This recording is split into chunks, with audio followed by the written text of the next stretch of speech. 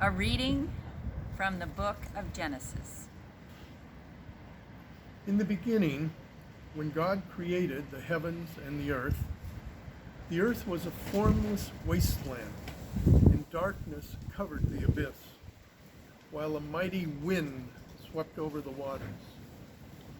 Then God said, "Let there be light," and there was light.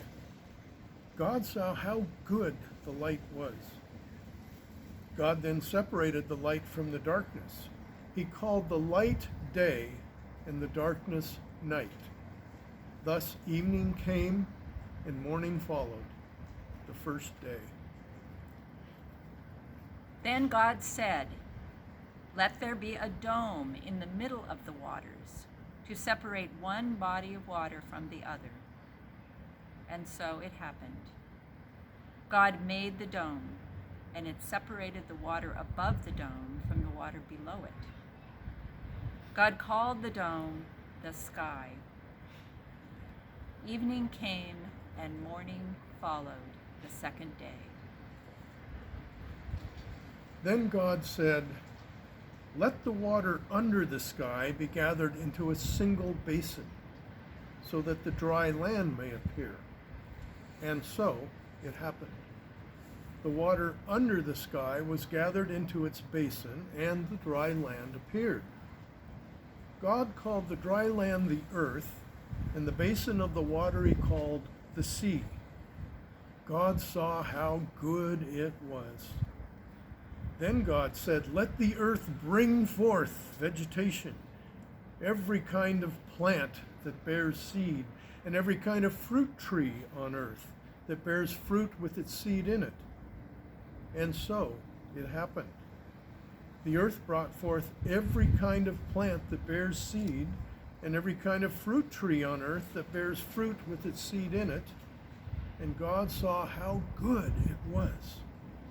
Evening came, and morning followed, the third day. Then God said, "Let there be lights in the dome of the sky to separate day from night.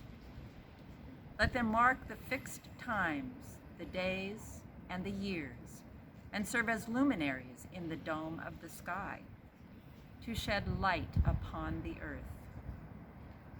And so it happened. God made the two great lights, the greater one to govern the day, and the lesser one to govern the night. And God made the stars. God set them in the dome of the sky to shed light upon the earth, to govern the day and the night, and to separate the light from the darkness. The water under the sky was gathered into its basin. God saw how good it was. Evening came and morning followed, the fourth day.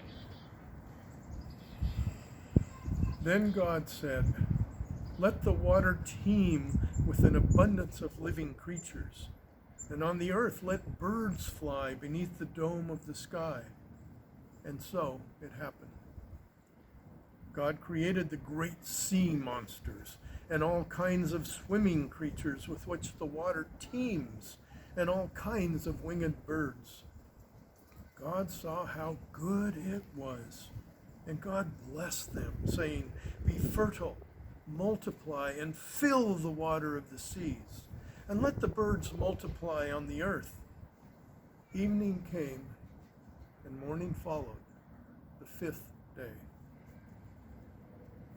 Then God said, "Let the earth bring forth all kinds of living creatures, cattle, creeping things, and wild animals of all kinds."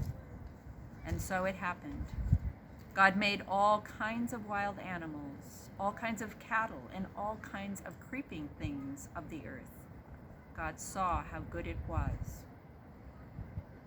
Then God said, "Let us make man and woman in our image, after our likeness.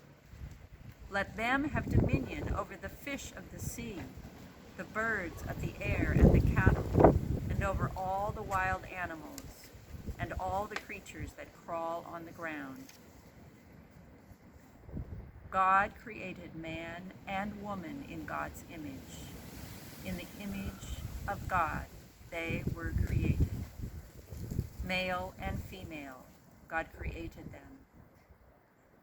God blessed them, saying, "Be fertile and multiply. Fill the earth and subdue it. Have dominion over the fish of the sea, the birds of the air, and all the living things that move on the earth." God also said, "See, I give you every seed-bearing plant all over the earth, and every tree that has seed-bearing fruit on it to be your food.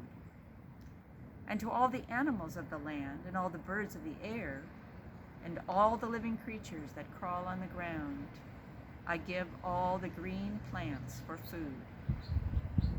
And so it happened. God looked at everything God had made and found it very good. Evening came, and morning followed, the sixth day.